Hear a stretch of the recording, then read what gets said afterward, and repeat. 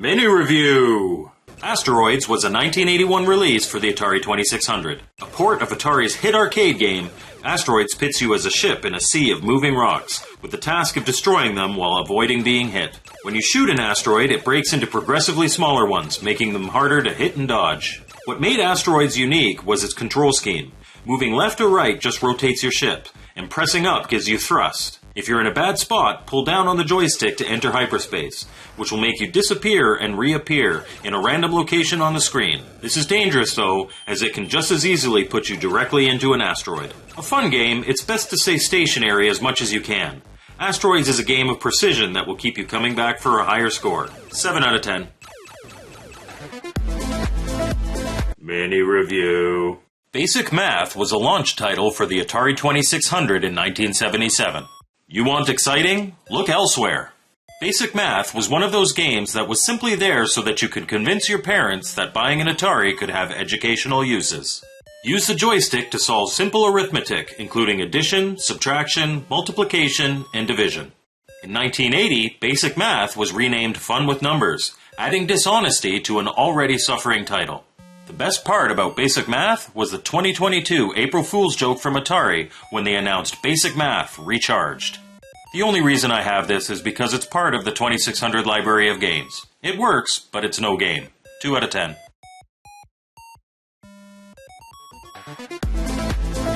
Ladies and gentlemen, it's a mini review.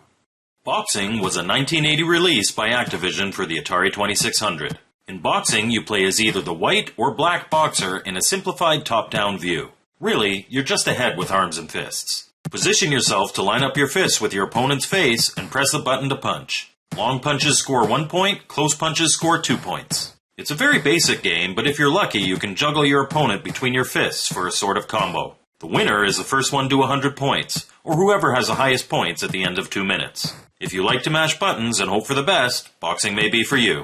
3 out of 10. Mini Review. Bumper Bash was a 1983 release by Spectravision for the Atari 2600. A pinball game, Bumper Bash uses a paddle controllers to give you 2 buttons that control each of your pinball flippers individually. You launch the ball by setting your strength first, using the right button to increase it and the left button to decrease it. Pressing both buttons at the same time fires. From here, it's a standard pinball game with some great features including bumpers, rollovers, a spinner, and a drop target. Although I prefer the layout of Midnight Magic for pinball on the Atari, it's hard to argue that Bumper Bash has a vastly superior control scheme, being the only pinball game on the system that allows you to operate the flippers independently. That and its colorful representation gives it a solid 7 out of 10. Mini Review.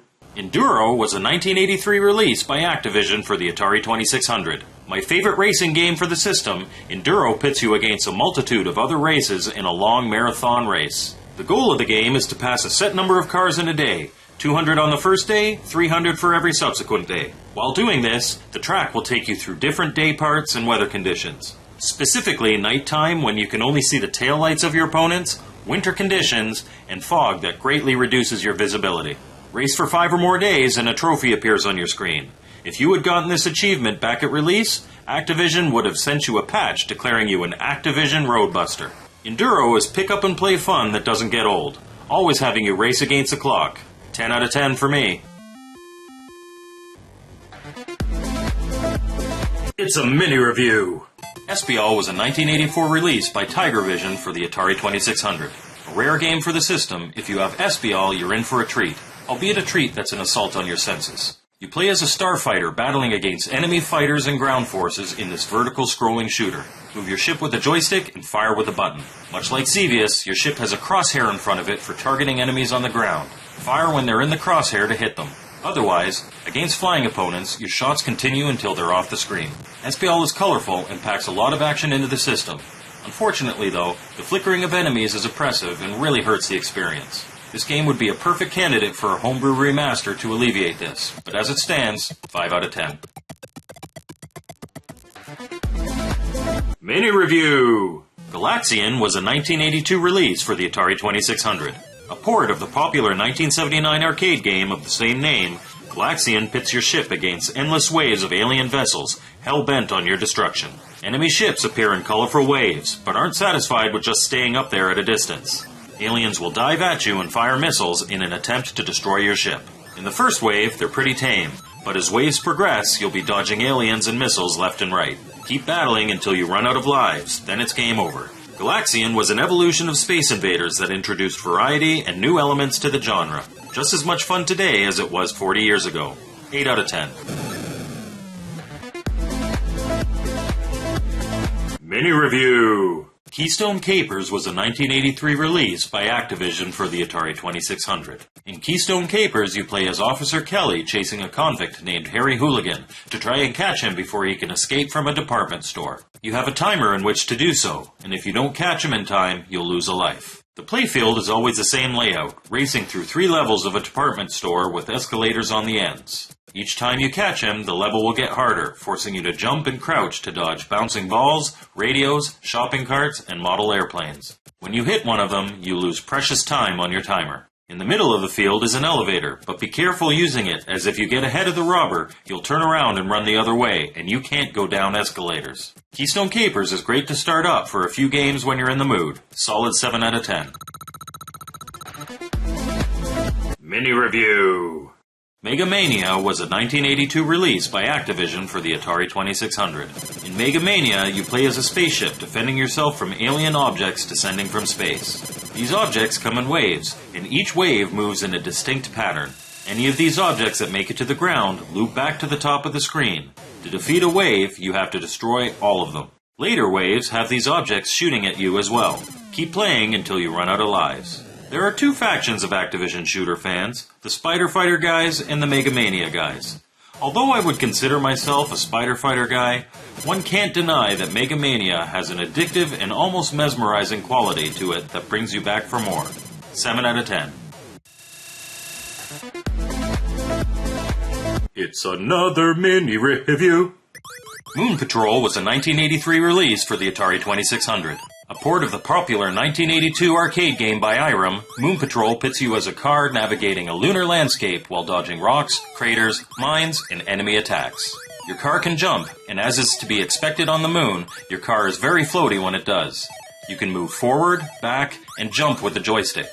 The button shoots, and when you shoot, you fire a projectile both forward and up, allowing you to simultaneously target obstacles in front of you and attackers on top of you. Make sure your difficulty switch is set to A to hear the rocking Moon Patrol music, and play to get as far as you can through the course. Moon Patrol was a personal favorite of mine as a kid, and the music adds a touch that most games on the 2600 don't have. Lots of fun. 8 out of 10. Can you name this mini review?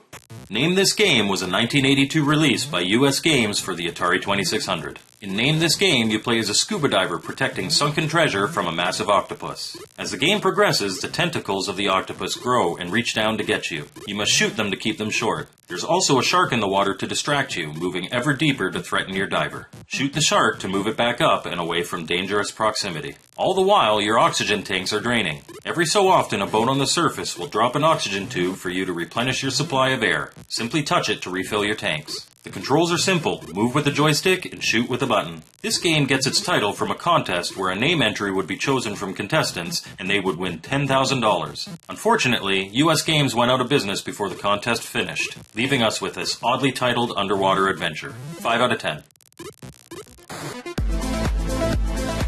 Mini Review!